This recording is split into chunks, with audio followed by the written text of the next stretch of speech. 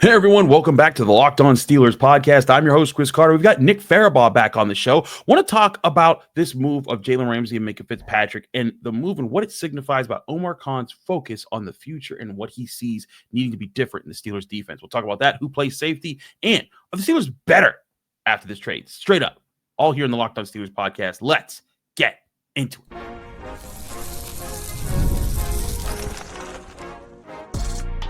You are Locked On Steelers, your daily Pittsburgh Steelers podcast, part of the Locked On Podcast Network, your team every day.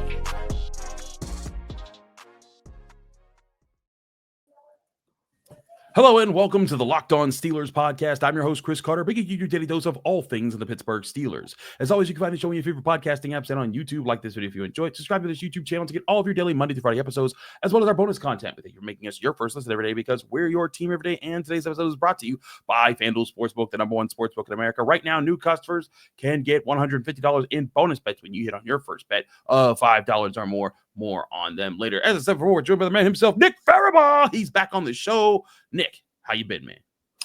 I've been doing well, Chris. I was on vacation last week, so did a little bit of relaxation. And then the first day I come back, the Steelers decide to break the glass on everything possible.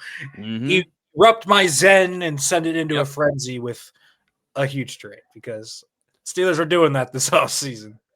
They continue to make changes. Omar Khan is taking swings and making things different. Now, we talked initially about this trade with Alan Saunders yesterday. Go check that out. I also had an emergency episode, so we've been covering this. But I had some time to sit back and do some analysis. And I know I talked yesterday about a film study. The film study is not out yet. It is, but it will be out today for you to read this morning in the Pittsburgh Post-Gazette. It is an analysis piece where I looked at a lot more advanced statistics that show more reasons why they went and got Jalen Ramsey and got rid of Minkah Fitzpatrick in the process. And a lot of it comes down to what I think, Nick, and I want you to give me your honest opinion on just if you think this plays into the reason why, or if you see your own reason why they made this trade. And we'll leave Jonnu Smith out of this for now. This is more so specifically about Ramsey and Fitzpatrick. But when I look at the NFL, we knew that teams weren't targeting Minkah Fitzpatrick like that. When I looked at sports information systems and looked up how many times he was targeted on a deep ball, which is a ball that traveled 20 yards or more in the air, it was only 4 times all season, and none of them were completed. So he wasn't getting many of the turnover opportunity plays there. But it's not just Minkah Fitzpatrick that's not getting as many of these opportunities. It's a lot of the NFL. And when I looked at average depth of target, average air yards per attempt across the NFL. Back when the Steelers got Minkah Fitzpatrick in 2019, the average NFL pass was 8.15 air yards per attempt. Today, it's more like 7.61 yards per attempt. And you might be thinking, oh, that's only half a yard difference. Yes, but that's over tens of thousands of throws in the NFL. When you're half a yard on tens of thousands of throws, that's showing a larger situation there. Now, total deep pass attempts is another example. In 2019, there were 22,246 passes designated as deep balls by passes that went 2,000 yards, 20 yards or more. In 2024, that number was down to just over 2,000 at 2,091. So you're looking at almost a 200 amount decrease in how fewer times teams are throwing deep balls. And again, the area yards, the completion percentages are. Patrick Mahomes himself went from 8.8 air yards per attempt to 6.2 this past year. Teams are just playing in the NFL differently. And I think what the Steelers are doing is they're getting a guy like Jalen Ramsey, who's going to play the cornerback, slot, outside, wherever you want. He'll be closer to the line of scrimmage to help you with those. And that's where the money's going instead of going into a free safety who naturally just has to play off the ball by so far. I think that's part of it. I think part of the reason we've seen the decrease is obviously how many teams are playing in 2 high quarters and 2 high shell defenses. So naturally, you're going to try and attack underneath that. The explosive plays just are not coming unless you're running the ball at a really high level.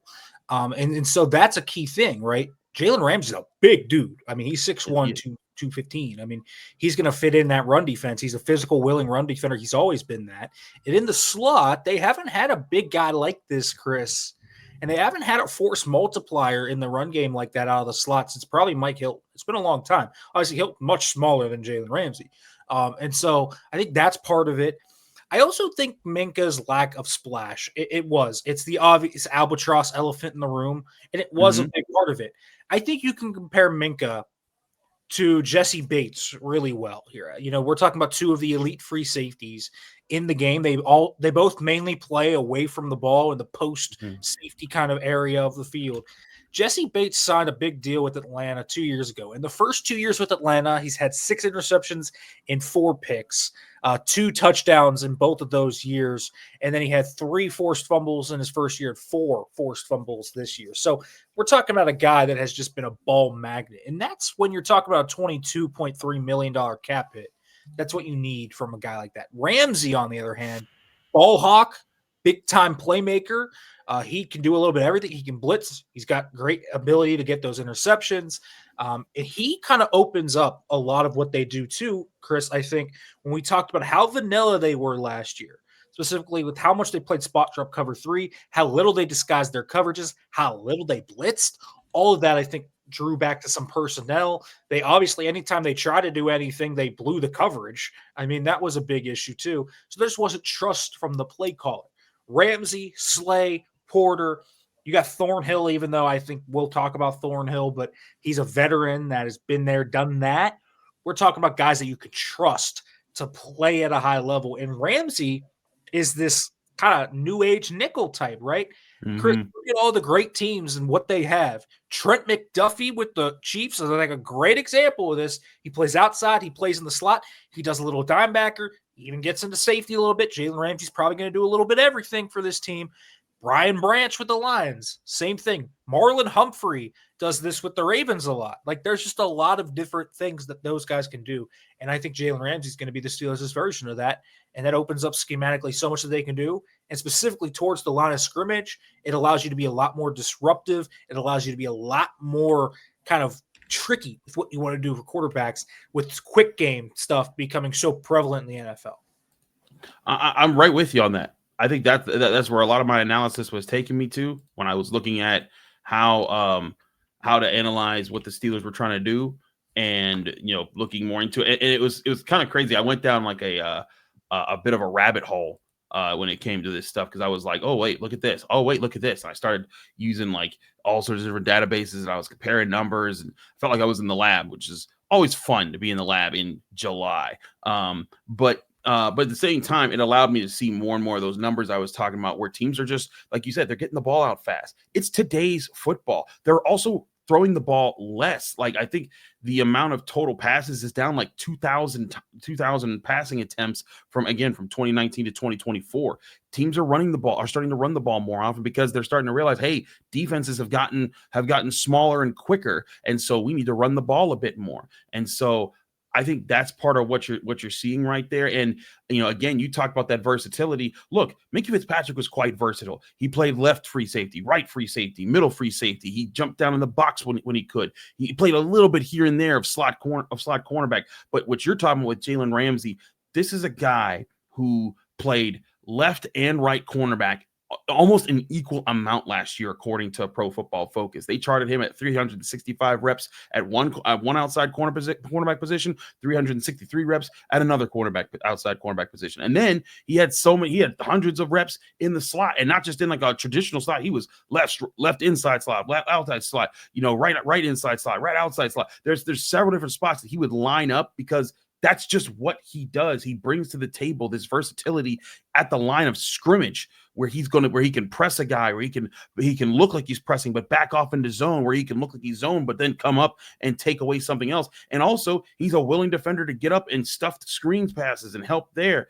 I get what Omar Khan's trying to do. It's going to be interesting to see how it plays out, because while on one hand, you do lose Minkah Fitzpatrick and his keep the play safe ability, where he did keep a lid on things for the defense, and he was a major communicator in a good way for the Steelers defense. But you're getting that guy who can have those ball skills that Minkah had, but just closer to the line of scrimmage to maybe get more chances at interceptions. Yeah, and can play in man-to-man, I think, is another big thing. The fact that Jalen Ramsey can do that is a huge boon, because Minkah wasn't going one-on-one and going, to man coverage on Zay Flowers, right? Well, Jalen Ramsey can, and he can also be a man-to-man on Isaiah Likely. Like, that is the cool thing about Jalen Ramsey. You can morph type him to kind of what you want to do. He did this in Raheem Morris's defense in Los Angeles, Chris. And I know Mike Tomlin and Raheem Morris are very close with one another. He played this role called the star role, which was basically, Jalen, we're going to have you neutralize the biggest target, and we're going to use you in the slot. We're going to play you on either side of cornerback we want to. We might even mix you in at linebacker and safety. And he played everywhere, and he was a big threat there. That's what he's going to do here in Pittsburgh. I think they're going to send him after the biggest threat that they see in a game plan and say, that's you. And here's the other thing about Jalen Ramsey. He's been very healthy in his career. That's rare for a guy at corner. And more importantly, the most volatile position in football is corner. You know who hasn't been volatile ever in his career? Jalen Ramsey has never heard of a down season. He's never had one. You look at all of his stats, passer rating, targets allowed, his splash plays, his EPA per play, success rate, whatever you want to look at. Look at the tape. Everything checks off. This guy is still a good football player, and he is a versatile chess piece. And I think that's what really allures the Steelers about this trade is he can do so many different things for them. In more than Minkah, which says a lot because Minkah did so much. Jalen Ramsey can do all that much more and open up possibilities for other people on their defense. I want to get back to the safety position next because that's a big part of this too, is what do they do at safety? We'll talk about that next here on the Locked On Steelers podcast. Chris Carter, Nick Farabaugh, stick with us. We'll be right back. But first, remind you, this show is brought to you by FanDuel Sportsbook, the #1 sportsbook in America. Summer sports are in full swing, and whether you're about baseball under the lights, golf on the green, or high-stakes soccer action, FanDuel is the best way to make every game even more exciting. You're already following the action, so why not make it a little bit more thrilling? With FanDuel, you can get in on the game while your friends are getting sunburned at the beach. I've been using FanDuel to track my favorite matchups. The app keeps it fresh with new daily promotions and fun ways to bet. It's easy to use, fast to pay out, and makes even regular season games feel like must-watch events. Whether I'm placing a same-game parlay or watching a bet ride into the ninth inning, FanDuel makes it easy to feel like I'm part of the action. New to FanDuel, new customers can bet just $5 and get $150 in bonus bets if you hit on your first bet of $5 or more. Again, that's new customers getting $150 in bonus bets if you hit on your first bet of $5 or more. Open the FanDuel app today or visit FanDuel.com/lockedon to get started on FanDuel, America's #1 sportsbook.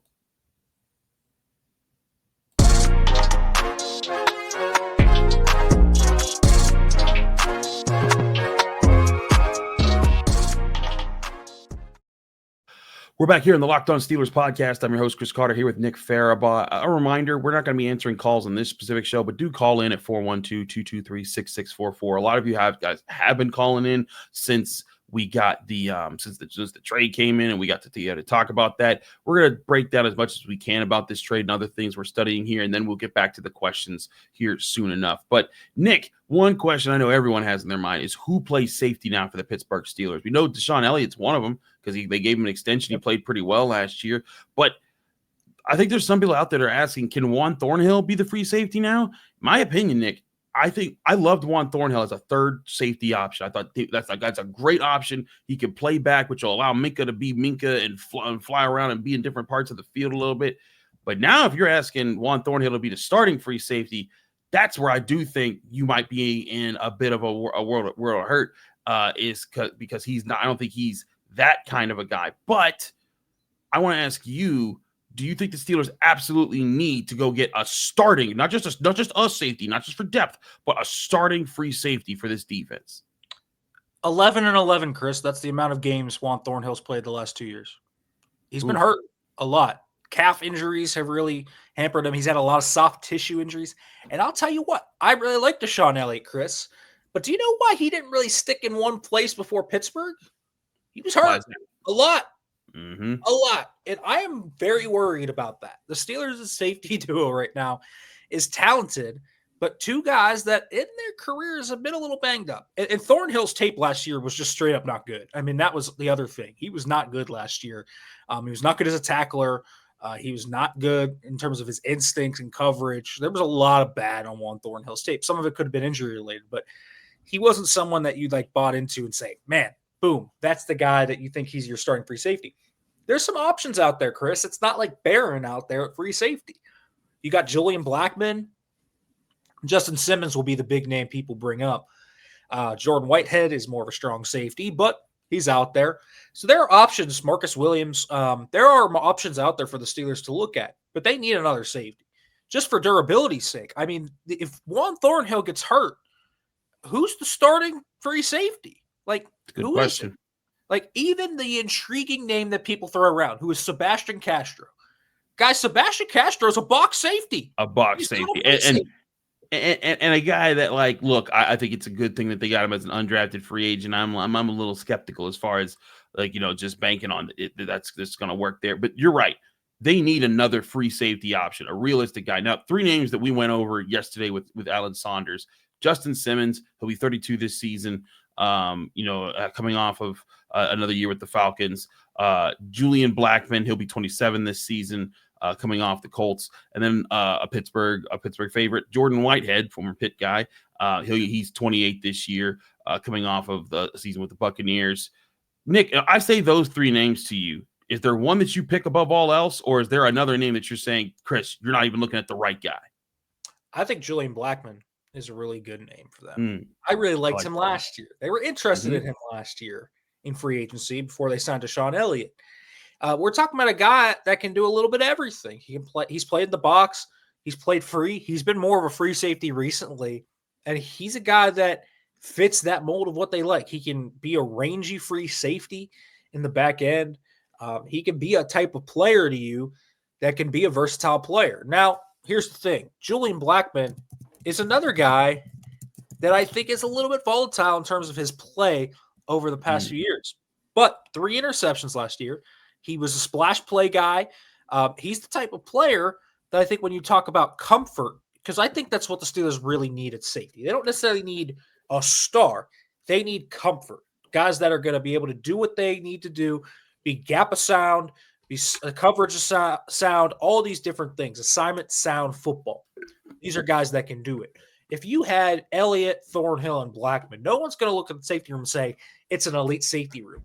But I do think it makes you comfortable that it's not going to be a weakness. And that's something I think they need. It brings comfort to me if they get Julian Blackmon rather than saying, this is not that even if you brought in Blackmon, right, that's a position you're probably going to look at next offseason and try to fix and get some free safety in the future. But for this year, I think that can work. Another point that I made in my article in the Post-Gazette, which you can go read right now, post-gazette.com. It's be up at 4 a.m. Wednesday here for you to read. But when I looked at Minkah Fitzpatrick and what he did for the Steelers defense, in 2023, when he missed 7 games, they were ranked 24th in passer rating allowed to quarterbacks when targeting deep passes that traveled 20 yards or more.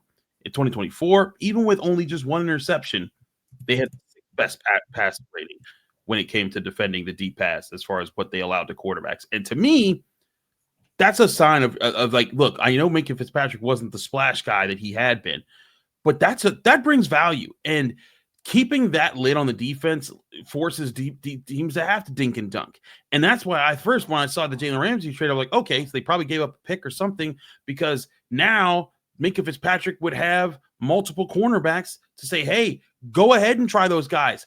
They'll go after the ball too. But if you get tired of throwing at them, know that I'm right in the back of the defense, ready to take advantage of a deeper throw. And that's where I thought the Steelers might be going. They end up not, because they send Minkah Fitzpatrick away. But I think that it does show, hey, they value him. I don't think there's any like hard feelings, at least from the Steelers side. They're like, they really respect Minkah Fitzpatrick. But I do think, and I get the impression that they're like, look, Minkah, the reason we were paying you 22, scheduled to be a $24 million cap hit next season.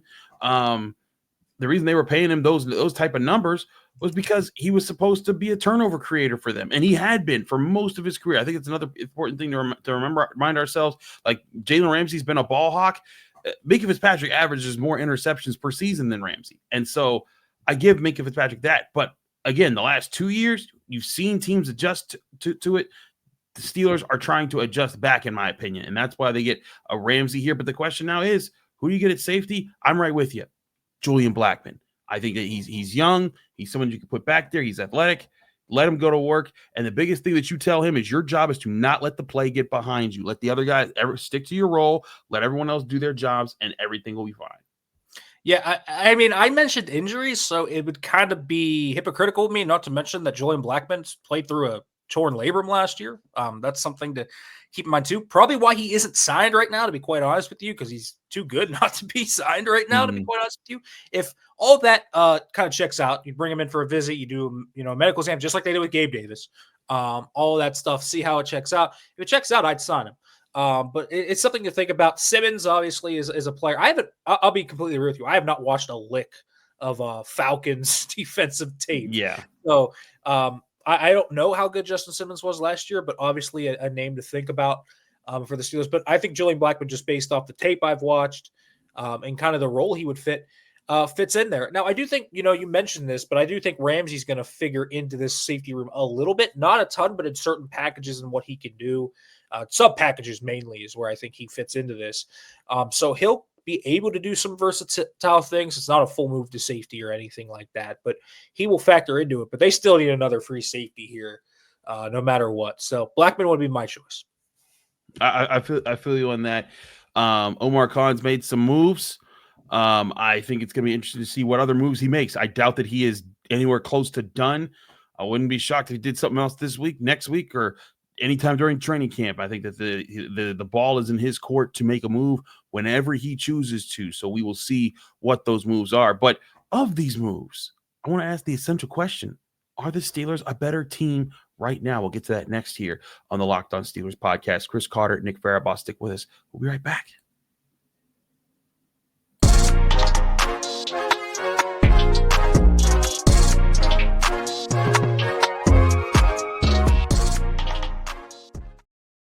We're back here on the Locked On Steelers podcast. I'm Chris Carter. He's Nick Farabaugh of PennLive.com. Nick, let's talk about the Steelers right now. Straight up. Now that they have Ramsey, they've lost Fitzpatrick, they've added Jonnu Smith. Are the Steelers a better team right now because of that trade? And if so, how much so? I mean, I do think they're a better team. I think the impact of Ramsey on the defense will be substantial. Having a slot corner worth a darn will be substantial. Jonnu Smith, we'll see how he fits in. He's a very good player. There's no doubt about that. I just think the fit is a little awkward. You can't really play 12 personnel with two tight ends that can't block. It's a little tough to do. 13 personnel with two of them not being able to block. Again, a little tough to do. Muth is an average blocker at best. We'll see if he can maybe improve on that, but Washington's going to play a lot. I think they're better. I don't know how much, though, Chris. Like, the barometer I'm using is not going to be, do they win a playoff game? Could this team win a playoff game? No doubt. They could absolutely win a playoff game this year. Do I buy them running through the AFC and going to the Super Bowl this year, winning a Super Bowl? Not yet. No. And I think that's the key thing. If you're measuring this, you're the Pittsburgh Steelers. You're not hunting for a playoff win. Who cares about the playoff drought? One playoff win over the Houston Texans in the wildcard round doesn't change much to me. I want to see a run in the playoffs. And so that's kind of the barometer I would use for the Pittsburgh Steelers. So they're a better team. They're a better team than they were last year. I think DK's better than George Pickens. I think they got better at tight end, obviously, with Jonnu Smith, even if it's an awkward fit. They're better on the defensive line. I think they're now better at corner, way better corner than they were last year. But still, I'm not sure they're Super Bowl contenders. And so I do think that matters a lot when you factor into that. But they are a better team. I'm right with you. I think that they are a better team right now. But again, the how much, and that's always tricky, right? Because there's not like we can't use Madden ratings. Like they're not they were in 84, now they're in 86. We can't do that. But I'm sure someone is doing that right now though with a Madden and doing that.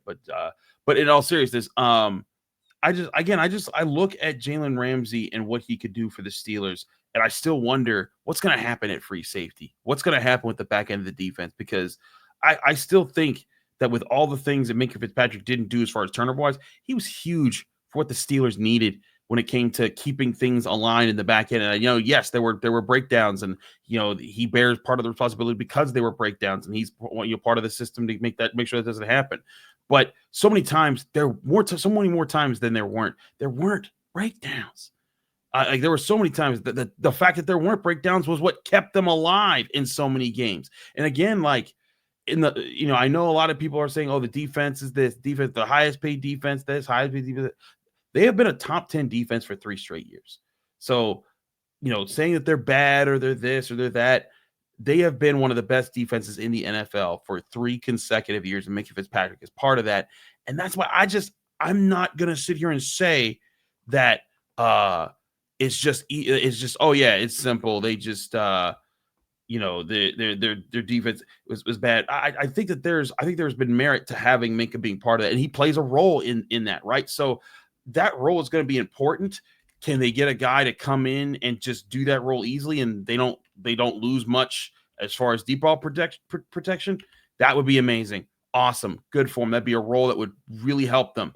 But I don't know it's going to be that simple because Minkah was very good at that job, and that's the drop off there. Is I just wonder how much is that versus the plus of having Jalen Ramsey close to the line of scrimmage and being able to play slot and outside on either side of the defense. It's very similar to what happened in May. I mean, like they trade for DK and then they trade George Pickens. I understand why they traded George Pickens, but wide receiver 2 is still an issue. I'm going to say this right now, Chris, and I think you're going to agree with me. Let's say it together, maybe. Jonnu Smith is not the wide receiver 2 answer. He's not. He is absolutely not. I'm right with you. Not. He's a completely carved out other weapon that is different than everything that they would have in a wide receiver 2. He's a split out Y. He could be a yak threat. He brings dimensions they didn't have last year. That's intriguing. But he's not your wide receiver 2. He's not. And I understand the wide receiver 2 role in Pittsburgh is just not as valuable as it is in, say, LA or Miami or San Francisco. It's not. But it still matters. The Steelers still need a wide receiver 2. They need another free safety. There's guys out there to where they can make a move and try and fix those holes. So if I were them, I'd be on that move before training camp trying to fix those holes. But right now, they are a better team, Chris. But as I said before, I still don't think they're Super Bowl contenders. I don't trust the wide receiver room in the playoffs to go back-to-back and beat, let's say, a herd of C.J. Stroud, Josh Allen, and Patrick Mahomes back-to-back-to-back. I think that's a tough ask to do. With this offense, I think the offense still right now projects at best to be slightly above average, but probably likely league average to slightly below average. And so you're just not going to go super far in the playoffs with that. You can win a playoff game, but that's not the goal. The goal is not to win one mere playoff game. The goal is to try and win more than that. And so that's something to think about. The Steelers are a better team, but is it this earth-shattering move where they're going to the Super Bowl? I think that's jumping the shark. And I'm going to keep saying that this is not the Super Bowl year. I know some Steelers fans want to feel like that every year. And I'm sure if Aaron Rodgers comes out and dusts the Jets in week 1, I'm going to be driving, around Pittsburgh. I'm going to hear some car with the windows down, bam, here we go, boom, and they're going to be blasting it because that's what happens every time Steelers win week 1. Someone starts playing, here we go, Steelers, here we go to the Super Bowl. It's happening. I know it's just going to be a thing. But reality will come, and I think that the Steelers will be, again, I think they'll be a good team. I think they could even be an above average good team. I think they can be solidly in the playoffs and, like Nick said, win a playoff game with the players on their roster right now, as long as they stay healthy and the right guys develop who are supposed to be the up-and-coming breakout players. If those things happen, the offensive line plays well, I'm telling you, this team is going to be dangerous, and they might take out a Super Bowl contender in the playoffs. I just think that when you look at things and you got to stack up, yes, there's certainly a path where they could win a Super Bowl. The 2005 Super Bowl run, one of the more improbable, when you look at what the Steelers went through that year and the teams they had to go through and the place and the ranking that they earned in the NFL playoffs that season. But through all of that, those aren't common, and it's tough to. I think it's tough for people to understand that expecting that to happen all the time is just not realistic. And it's why when you get a run, it's special. When you get in it's special because you don't always get those. And I think Steelers fans over time came a little spoiled because they're like, oh, they expect it every year, and it just doesn't come. So if they get there this year with this crew, it'll be something to celebrate. But I just think that the odds that stack up against them make it more likely than not they're not going to be in the Super Bowl. If they might not be in the AFC Championship game, I could see but if they get to the wild card round and win that to me will be like hey, we checked this box. That's an accomplishment. We're ready to move forward next year. Yeah, I mean, listen, man. Even they've had a lot of really good players. I mean, there's no doubt about it. Ramsey, Smith, Metcalf, so many good players. Slay this year. But even the internal structure of the team just has questions. How good is Aaron Rodgers going to be? What about the offensive line? Does the running game take a leap? Wide receiver is still a question after the Pickens trade. How good is the defensive line going to be? They put so many resources into it, but they're rookies. They're young. How's the secondary going to look now after this trade? And more importantly, that I think we kind of forget because everyone complains about them by the time December comes along. What about the coaching staff? Let's be real here. You guys in January were not pleased with what Terrell Austin and Arthur Smith put out on the football field, were you? And so I think you got questions about both of those coordinators. And so there is a lot of questions about the Steelers still. They're a more talented version of themselves than they were last year. And they can be really good this year. But you got to check a lot of boxes off, I think. Check a lot of boxes. Super Bowl. If in the NFC, I think you could say it a lot more easily. It's just not a harder conference. In the AFC, you got to run that quarterback gauntlet, and it's really hard to do. It's not saying it's not going to happen. It's not impossible. We've seen it happen before where teams catch lightning in the bottle and just do it. It's possible, but it's not likely. And I think that's something that I would say. So I don't want to be a Debbie Downer to people and everything, but just trying to be a little realistic here about this team. There's still a lot of questions that I have about them. That's what makes us journalists, man. That's what we do. We give our honest opinion. We go through state, and when we're wrong, we're wrong. You know, I told people I opened up with my emergency episode. I was wrong. That I didn't think that they would actually go get Jalen Ramsey or Johnny Smith. I was like, oh please, and then I was wrong. And when I'm wrong, I own up to it. So I think it's going to be interesting to see how that plays out. Nick, thank you so much for joining us here on the Locked On Steelers podcast. Hopefully we can find you, follow you, and get more of your work. Yeah, you could follow me on Twitter at Farabaugh FB, Blue Sky Nick Farabaugh.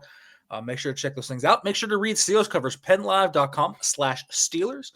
Got a great feature on Steelers rookie Dante Kent over there. If you want to read about how he grew up in Harrisburg and kind of got to where he was today. It's a great feature about kind of a local kid coming up there in Harrisburg. And then make sure to check out the podcast, Steelers Breakdown, here on YouTube. Absolutely. He's Nick Farabaugh. Thank you so much for Nick for joining us. Thank you all for joining us here on the Locked On Steelers podcast. I'm your host, Chris Carter. Follow me on Twitter, Instagram, TikTok, Blue Sky, all the same handle, and all my social media handles. It's at Carter Critiques. You can read my work in the Pittsburgh Post-Gazette, post-gazette.com, including an analysis piece on that explains more about what I'm talking about why they traded out Jalen Ramsey. I also have a noon live chat today for the Pittsburgh Post-Gazette. Do go in there and join the comment section at the Pittsburgh Post-Gazette to interact with me there and get your question answered there live. And then, of course, I also run this show, the Locked On Steelers podcast, every day, Monday through Friday, on your favorite podcasting apps and on YouTube. Like this video if you enjoy it. Subscribe to this channel to get all of those Monday through Friday episodes. Back here tomorrow with another episode on the Steelers right here on the Locked On Steelers podcast.